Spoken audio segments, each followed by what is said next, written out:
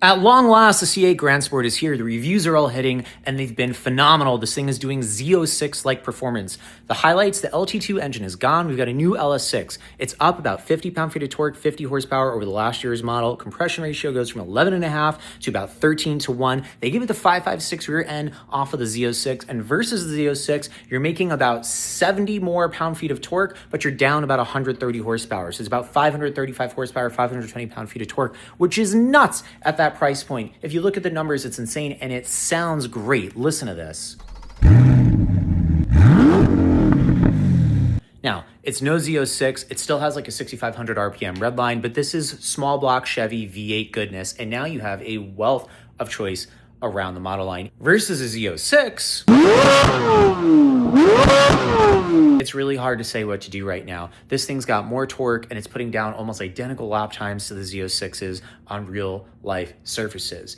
And if you look at the C6 and C7 generation, there's something to be said for the Grandsport, much like the Carrera GTS being the sweet spot in the lineup. So obviously you want one. Now, market-wise, there are cars in inventory already that have gone for small discounts, but for the most part, if you're in Cali or New York, the idiots are going to be trying to get over MSRP like usual. If you know what you're doing, you will pay no more than MSRP. But since we're in the last, I think, 2 to 3 years of C8 production, it might be tough to get a massive discount on a Grandsport, at least to your specs, which begs the question, do you get a Z06 or a Grandsport? Because right now you can order a Z06 at 8% off MSRP and you can get a bigger discount on an in-stock unit, which means that a God spec Grandsport with the bigger of the two sport packages, which gives you the painted carbon fiber aero effects, the crazy wheel and tire package from the Z06, carbon ceramic brakes, and all manner of electronic fiddling and goodness to make it an ultimate track weapon. That car at about $125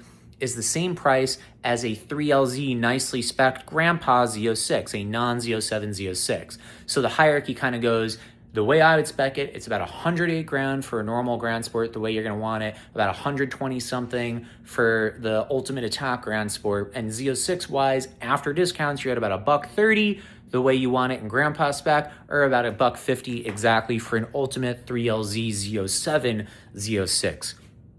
So what do? The Z06 is definitely still the more special car, but the Grandsport is a damn good deal. And if you're at that price point of about $125,000 now, do you get the last of the good Amiras with a manual transmission, a God spec Grandsport, or a Grandpa spec Z06?